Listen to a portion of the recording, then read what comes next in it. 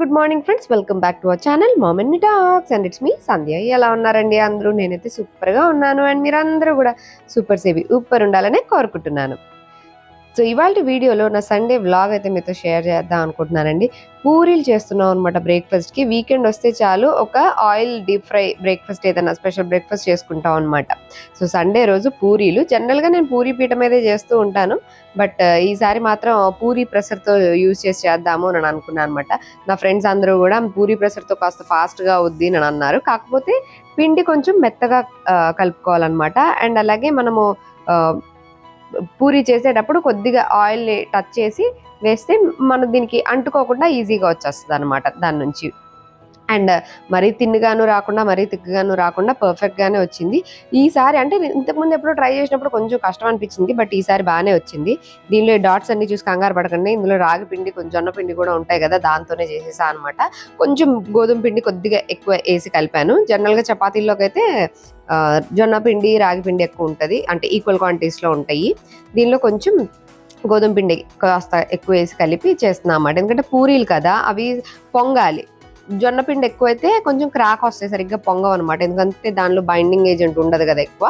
So అందుకని కొద్దిగా గోధుమ పిండి వేసి ఎక్కువ పూరీలు చేసేస్తున్నాను అనమాట.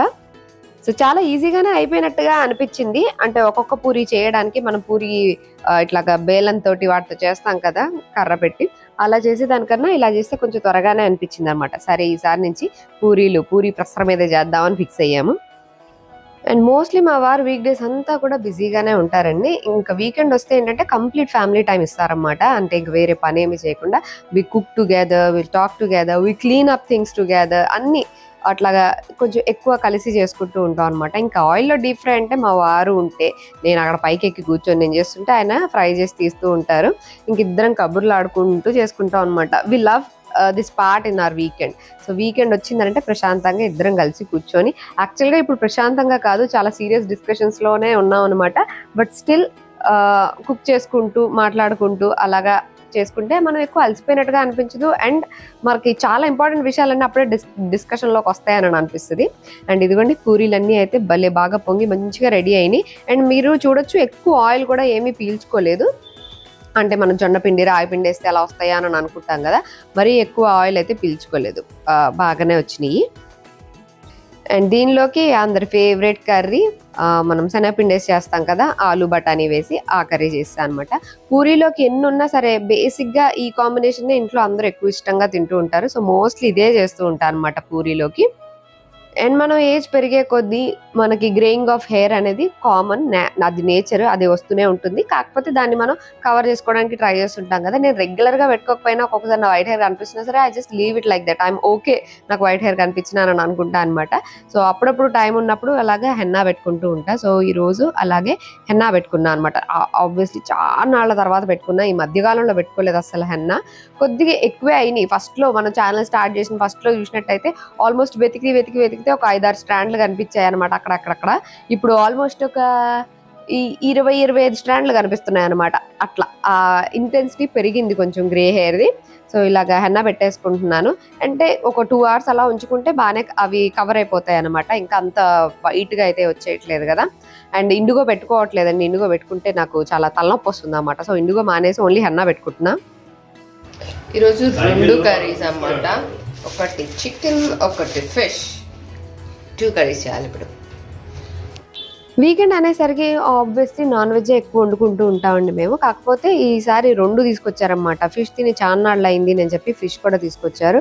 ఇక్కడ ఫిష్ అంటే మేము ఓన్లీ వాడేది కొరమేను మాత్రమే. ఊరి నుంచి వస్తే అయితే అన్ని తీసుకుంటా కానీ అన్నీ తింటాం, కానీ ఇక్కడైతే ఓన్లీ కొరమేను ఒక్కటే కొంటూ ఉంటాం అనమాట. ఎందుకంటే అది లైవ్ ఫిష్ కదా, బతికున్నదే కొంటాము. మిగతా అయితే ఏమో ఇప్పుడు పోయినాయో తెలియదు కదా అలానని చెప్పి ఓన్లీ కొరమేనే తీసుకుంటూ ఉంటాం అనమాట. 2 గిన్నెలు పెట్టేసి 2 కూరలు వేసేస్తున్నాను.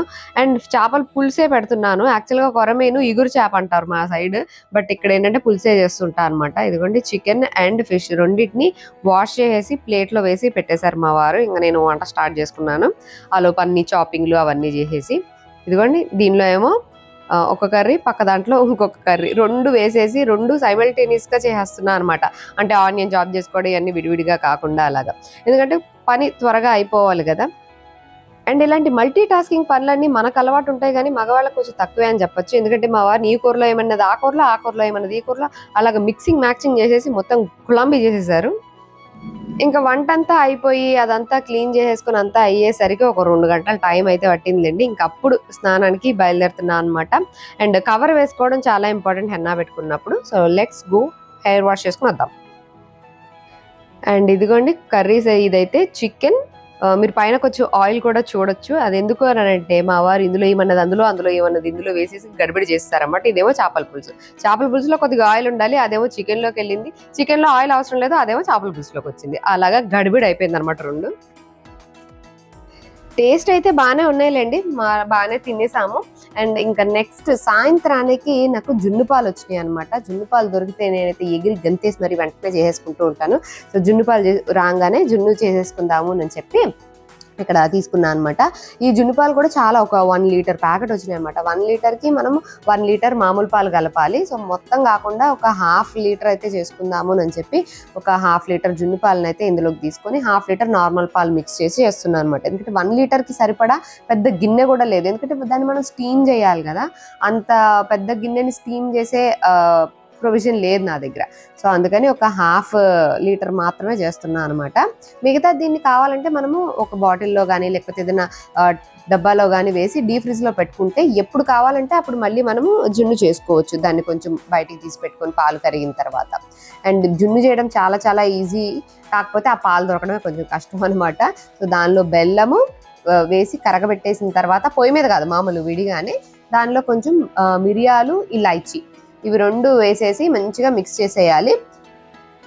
అంతే, ఇవన్నీ కలిసిపోయేలాగా మిక్స్ చేసేసి దాన్ని తీసుకెళ్ళి మనం ఏదైనా స్టీమర్లో పెట్టేసేయడమే. నా దగ్గర ఇడ్లీ పాత్ర ఉంటుంది కదా, దానిలోనే పెట్టేస్తా అన్నమాట. ఒక పొడుగు గిన్నెలో వేసేసి అందులో పెట్టేసా.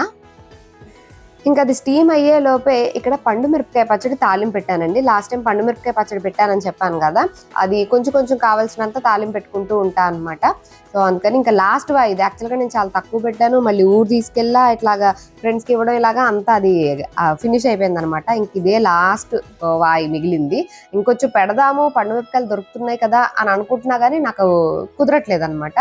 సో ఈ లాస్ట్ ఇంకా ఉన్న జాడీలో ఉన్న పచ్చడి అంతా కూడా వేసేసి మంచిగా తాలింపు పెట్టేసా. తాలింపు పెట్టగానే ఎన్ని నాన్ వెజ్ కూరలన్నా ఏమన్నా వేడి వేడి అన్నంలో కాస్త నెయ్యి వేసుకొని మంచిగా పండు మిరపకాయ పచ్చడి కలుపుకొని తింటే స్వర్గంలా అనిపిస్తుంది అనమాట. నాకు చాలా చాలా ఇష్టమైన పికిల్ ఇది. అన్నిటికన్నా ఇష్టమైన పచ్చడి పండు మిరపకాయ పచ్చడి.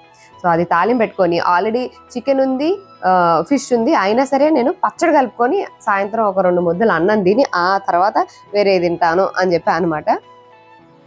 ఇంకా ఈవినింగ్కి నా జుట్టు అయితే ఇదిగోండి ఆరిపోయింది. కలర్ చూడొచ్చు ఇప్పుడు మీరు, మంచి బర్గండీ కలర్ వచ్చింది అనమాట. నాకు ఈ కలర్ కూడా మంచిగా ఇష్టము, బర్గండీ కలర్. అఫ్ కోర్స్ ఇదేం కెమికల్ కాదు, ఏం కాదు, న్యాచురల్గా మనకు దొరికే మెహందీ ఆకులతో కాబట్టి బాగుంటుంది. కాకపోతే వెంటనే షాంపూ చేయలేదు, జస్ట్ వాటర్తో వాష్ చేసుకుని వచ్చేసా అనమాట. ఇండిగో పెట్టుకునేటట్టయితే డ్రై అయిన తర్వాత మళ్ళీ ఇండిగో పెట్టుకోవాలి, మళ్ళీ హెయిర్ వాష్ చేసుకోవాలి, మళ్ళీ ఆరాలి, ఇట్లా ఇదంతా 2 సార్లు కదా. నాకు హెయిర్ వాష్ చేసుకోవడం అంటే ఈ మధ్య చాలా కష్టం అనిపించేస్తుంది అనమాట, చాలా టైం పట్టేస్తుంది. సో ఇంకా రాత్రికి ఏం చేసా అంటే ఆయిల్ అప్లై చేసుకున్నాను అనమాట. హెయిర్ అంతా మంచిగా ఆయిల్ అప్లై చేసుకొని, కొంచెం ఆయిల్ అప్లై చేసుకుంటే ఏంటంటే కలర్ ఇంకాస్త ఎక్కువ రోజులు ఉంది అని అనిపిస్తుంది. అంటే మనకి హెన్నా ద్వారా వచ్చిన కలర్ త్వరగా వాష్ ఆఫ్ అయిపోలేదు అని అనిపిస్తుంది అనమాట. సో అందుకని ఒకవేళ ఇండిగో పెట్టుకున్నా సరే, ఇండిగో పెట్టుకున్న తర్వాత ఆయిల్ అప్లై చేసుకొని ఓవర్ నైట్ ఉంచుకొని నెక్స్ట్ డే షాంపూ చేయడం బెటర్. వెంటనే షాంపూ చేస్తే త్వరగా పోయినట్టు అనిపిస్తుంది. ఆల్మోస్ట్ మార్నింగ్ నుంచి అంతా పనులు చేసుకుంటూనే ఉన్నామండి. ఇంకా నేనైతే ఆల్మోస్ట్ ఒక హాఫ్ డే వరకు కిచెన్లోనే ఉన్నట్టున్నాను. అవి ఇవి చేసుకొని మళ్ళీ వాటిని క్లీన్ చేసుకొని, అలాగా మళ్ళీ జున్ను చేసుకొని, మళ్ళీ టీలు పెట్టుకొని, ఇట్లాగా అంతా ఫుల్ బిజీగా ఉన్నాను అనమాట. ఈవినింగ్ స్నాక్స్కి ఏం చేస్తా అంటే చేపల పులుసులోంచి ఫిష్లు తీసేసి అవే కొంచెం ప్యాన్ మీద అట్టు ఇట్టు కాస్త ఫ్రై చేసి అదే ఫిష్ ఫ్రై లాగా ఇచ్చేస్తాను అనమాట. మనం ఇంకేం మ్యారినేషన్ చేయక్కర్లే, ఏమీ చేయక్కర్లే, జస్ట్ పులుసులోంచి తీసి ప్యాన్ మీద అట్టు ఇట్టు ఫ్రై చేసేసుకొని తినేసేయడమే, బాగుంటుంది కూడాను. సో అలా చేసేసి స్నాక్స్ అవి ఇచ్చేసాను ఈవినింగ్కి. ఇంకా తర్వాత కాస్త ఇల్లంతా మళ్ళీ సర్దుకోవడం. వీళ్ళందరూ ఇంట్లో ఉంటే వీకెండ్ వస్తే ఇల్లంతా నీట్ అవుద్దో ఏమో తెలియదు కానీ ఇల్లంతా ఇంకా ఖరాబ్ అయినట్టు అనిపిస్తుంది. వీక్ డేస్లోనే ఇంకా కాస్త నీట్గా ఉంటుంది. అండ్ ఎస్పెషల్లీ పిల్లలు కూడా ఇంట్లోనే ఉంటున్నారు కాబట్టి ఇంకా ఎక్కువ గందరగోళంగా ఉంటుంది అనమాట ఇల్లంతా. అయితే ఈ మధ్య కొంచెం డీక్లటరింగ్ ప్రాసెస్ చేస్తున్నాం అనమాట బాగాను. కిచెన్, బెడ్రూమ్స్, బట్టలు అవి ఈవెన్ కాదు అన్నీ డీక్లటర్ చేసుకుంటూ ఉన్నాము. సో ఇంకా మార్నింగ్ నుంచి ఈవినింగ్ వరకు పనులన్నీ అయిన తర్వాత మంచిగా తలకి ఆయిల్ మసాజ్ చేసుకుంటూ ఉన్నాను అనమాట. కొంచెం రిలాక్సింగ్ అనిపిస్తుంది, మనకు థాట్స్ కానీ మనకు కొంచెం రిలాక్సింగ్గా అనిపిస్తుంది కదా.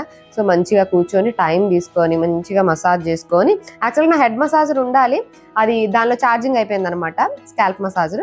ఇంకా అందులో ఛార్జింగ్ అయిపోయిందని జస్ట్ నా ఫింగర్స్ తోటే మసాజ్ చేసుకొని మంచిగా పక్కనే ల్యాప్టాప్ ఉంది, ఆ మధ్య మధ్యలో ఆ ల్యాప్టాప్ చూస్తున్నాను, నేను పాటలు పెట్టుకున్నాను, అందులో పాటలు పెట్టుకొని వినుకుంటూ మంచిగా మసాజ్ చేసుకొని ఇంకా లూజ్గా జడలు వేసుకొని పడుకుంటే నెక్స్ట్ డే మార్నింగ్ లేచి హెడ్ బాత్ చేసుకోవచ్చు అనమాట.